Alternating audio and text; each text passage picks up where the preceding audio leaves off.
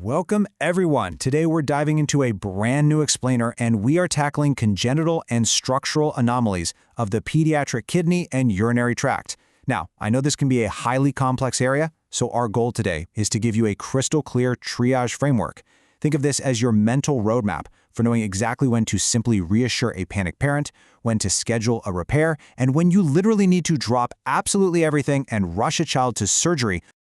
Okay, so here's our game plan. We are organizing these conditions strictly by urgency. We'll start with simple observation, move right into the age 2 rule, and climax with our absolute do not miss surgical emergencies. Let's get into it. Section 1. The structural landscape, plumbing issues only.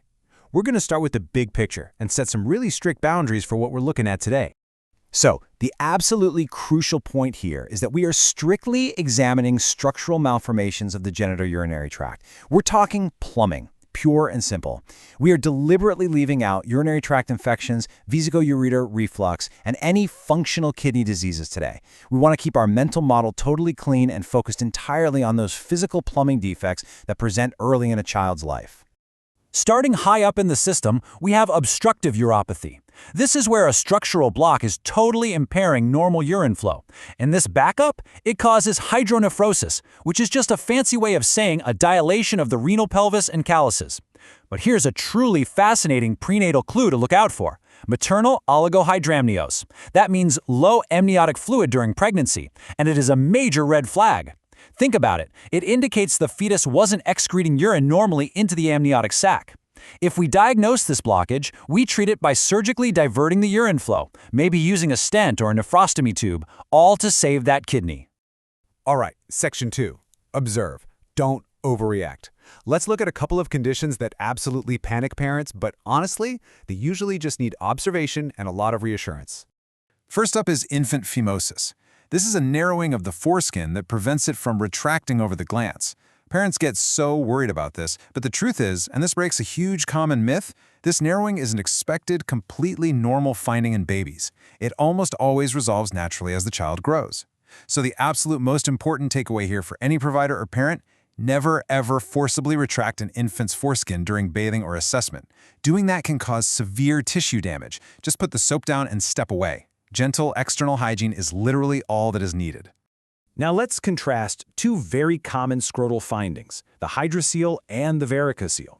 A hydrocele is just a collection of peritoneal fluid in the scrotum. It's totally painless, non-genetic, and it often just resolves on its own. It's the classic don't overreact condition. You just observe it, and if it doesn't clear up by age 2, well then a surgeon might step in. Contrast that with a varicocele, which is an elongation and dilation of veins. If it feels kind of like a bag of worms, you're looking at a varicocele. This one does not self-resolve, it can cause some real discomfort, and it's definitely going to require a scheduled surgical varicocelectomy. Section 3. The Age 2 Rule. As we step up the urgency scale, we're entering the territory of scheduled surgical interventions. These aren't those drop-everything emergencies, but they are guided by a massive developmental milestone. 6 to 18 months.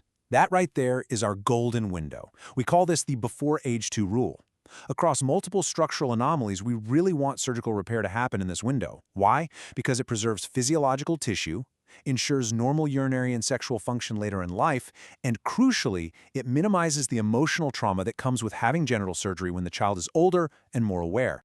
Let's look at cryptokidism, or undistended testes, through this specific timeline. Most of these cases actually resolve spontaneously by the time the baby is 12 weeks old. But if they don't, we're not just going to wait forever. We schedule an orchiopexy right in that 6 to 18-month sweet spot.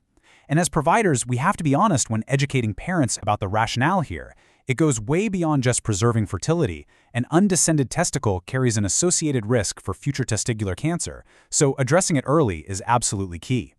Now, comparing these two conditions side by side is vital for honing your triage instincts. We're talking about two distinctly misplaced urethral openings. Hypospadias means the meatus is on the ventral or the underside of the penis, and it often coexists with something called chordee, which is a ventral curvature. On the flip side, epispadias means the opening is on the dorsal or top side. Both of these are scheduled for repair in our 6 to 18-month window, but you've got to pay close attention to that epispadias association. If you see a dorsal meatus, it should immediately make you look deeper at the pelvis for bladder exstrophy, which we'll actually get into in just a second. But before we move on from hypospadias, we need to talk about a massive safety alert. Listen closely to this one. Never, ever circumcise a child with hypospadias prior to the urological consult. Why on earth is that? Because the surgeon absolutely needs that foreskin tissue.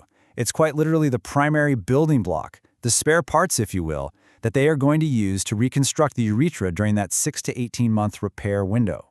Section 4. Complex reconstructions. Let's shift gears now to conditions that require interprofessional teams and much more complex, staged surgical planning right from birth.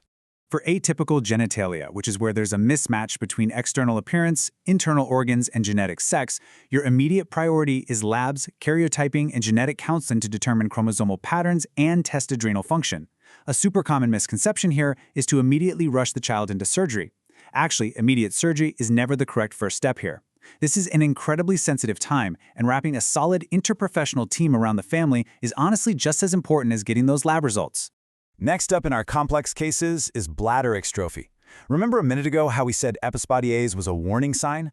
Well, bladder extrophy is a severe defect where the posterior bladder literally everts, turning inside out right through the anterior lower abdominal wall. The infant is born with exposed bladder mucosa, urethra, and ureteral orifices right there on the suprapubic area, usually alongside a noticeably widened separation of the pubic symphysis. And because that highly sensitive mucosal tissue is completely exposed to the outside environment, this is a true surgical emergency. Your immediate drop-everything nursing priority right after birth is applying a transparent plastic dressing directly over the bladder. You have to preserve that moisture and protect the tissue from drying out and getting infected, all before you rapidly rush that infant to the operating room. Section 5. The True Surgical Emergency.